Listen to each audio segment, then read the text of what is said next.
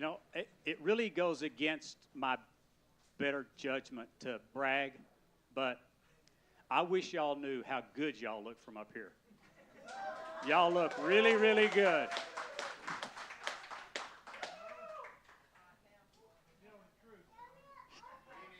And the truth will set you free. Yes, sir. No, oh, man, I just, y'all need patted on the back. Which one? Okay, yeah. If y'all have issues with that, take it up with Eric. You know,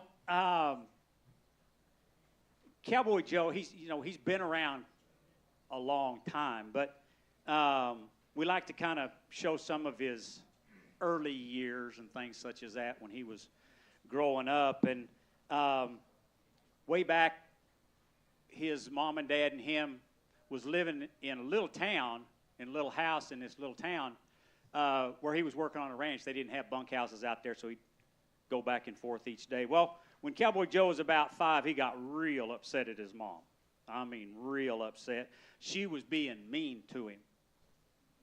He thought she was being mean because she was making him pick up his toys and pick up his room and make the bed. Mean. He figured he didn't have to put up with that, and so he wasn't going to, and he just decided he'd run away from home. That would sure enough show her to be mean to him.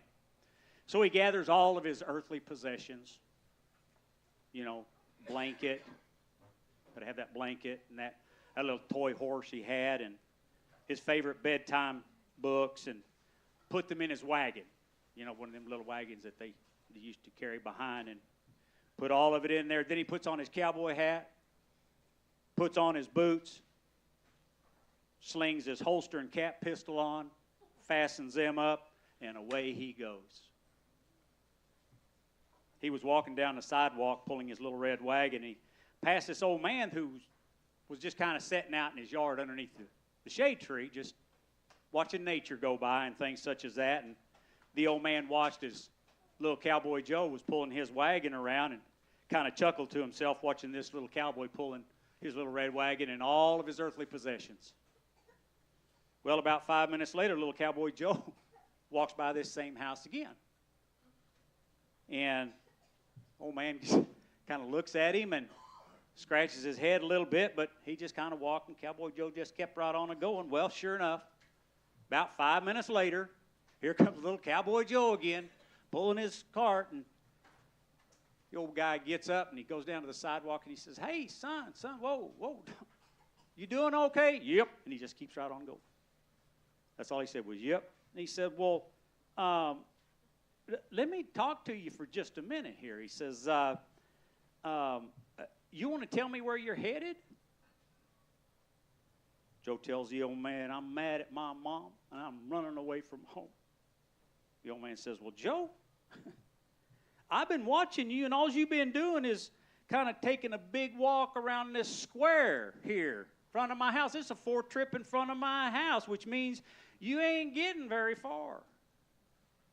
To which little Cowboy chose, "Yes, sir, I know, but I'm not supposed to cross the sidewalk. Mama said if I get lots of trouble if I cross the street."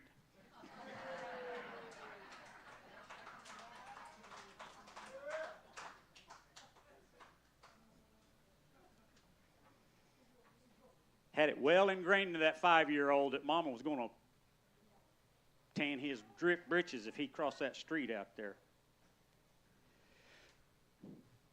Common practice in the Bible through its readers or through its writers is two ways that are contrasted.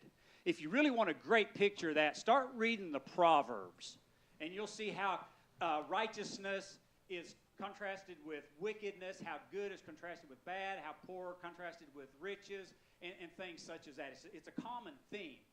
This is a little bit of what Jesus is doing in part of the Sermon on the Mount. So these ways that we're looking at this, Jesus is contrasting the good way versus the bad way, if you want to put it that way. Let me read our scripture today. It was the same ones we had for last week. We just didn't get finished. Matthew chapter 7, starting at verse 13. Enter by the narrow gate, for the gate is wide and the way is broad that leads to destruction, and many are those who enter by it. For the gate is small and the way is narrow that leads to life, and few are those who find it. Beware of the false prophets who come to you in sheep's clothing, but inwardly are ravenous wolves. You will know them by their fruits.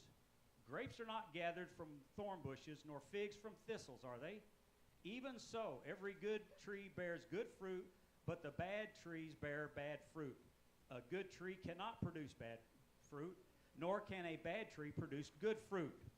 Every tree that does not bear good fruit is cut down and thrown into the fire. So then, you will know them by their fruits. Not everyone who says to me, Lord, Lord, will enter the kingdom of heaven, but he who does the will of my Father who is in heaven. Many will say to me on that day, Lord, Lord, did we not prophesy in your name, and in your name cast out demons, and in your name perform many miracles? And then I shall declare to them, I never knew you. Depart from me, you who practice lawlessness. There's a break here in the Bible that we need to